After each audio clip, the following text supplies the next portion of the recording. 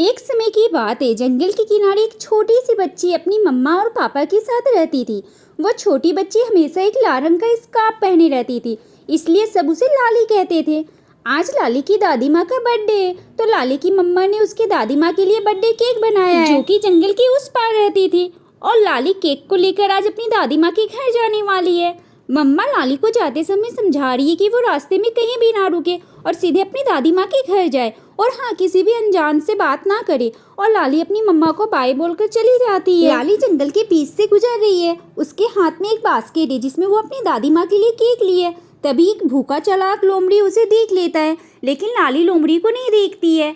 लोमड़ी लाली के पास आकर उससे बड़े प्यार से पूछता है कि वो कहाँ जा रही है। लाली कहती है कि वो अपनी दादी माँ के घर जा रही है, जो कि जंगल के उस पार रहती है। लोमड़ी लाली से कहता है कि उसे अपनी दादी माँ के लिए कुछ फूल तोड़कर भी ले जाना चाहिए, और लाली अपनी दादी माँ के लिए फूल तोड़ने लग जाती है। और मौका देखकर भूखा लोमड़ी वहाँ से भाग जाता है। वो तो लाली के आने से पहले उसकी दादी माँ के घर आ जाता है। वो दरवाजा खटखटाता है और लाली की आवाज़ निकालकर कहता है कि दादी माँ, मैं आ गई हूँ, दरवाज़ा खोलिए। दादी माँ को लगता है कि सच में लाली ही आई है, और वह कहती है कि दरवाज़ा खुला हुआ है, अंदर आ जाओ।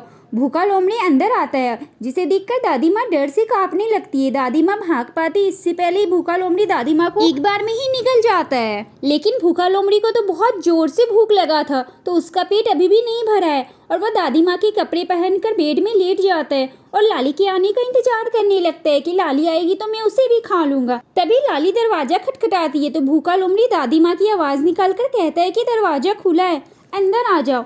लाली को कुछ शक होता है और वो अपनी दादी माँ से पूछती है, उनकी आवाज़ को क्या हुआ है? तो लोमड़ी कहता है कि उसकी तबीयत ठीक नहीं है। लोमड़ी लाली को अपने पास बुलाता है, लेकिन लाली वहाँ से भाग जाती है। लोमड़ी लाली का पीछा करता है। लाली मदद मांगने के लिए एक लकड़हारे के पास जाती है और उसे बताती है कि लोमड़ी ने उसकी दादी माँ को खा लिया है। लकड़हारा लोमड़ी को उठाता है और उसे बहुत हिलाने डुलाने लगता है, और लोमड़ी डर से दादी माँ को उगल देता है। लोमड़ी किसी तरह अपनी जान बचाकर वहाँ से भागता है। लाली और उसकी दादी माँ लकड़हारे को थैंक यू बोलती है।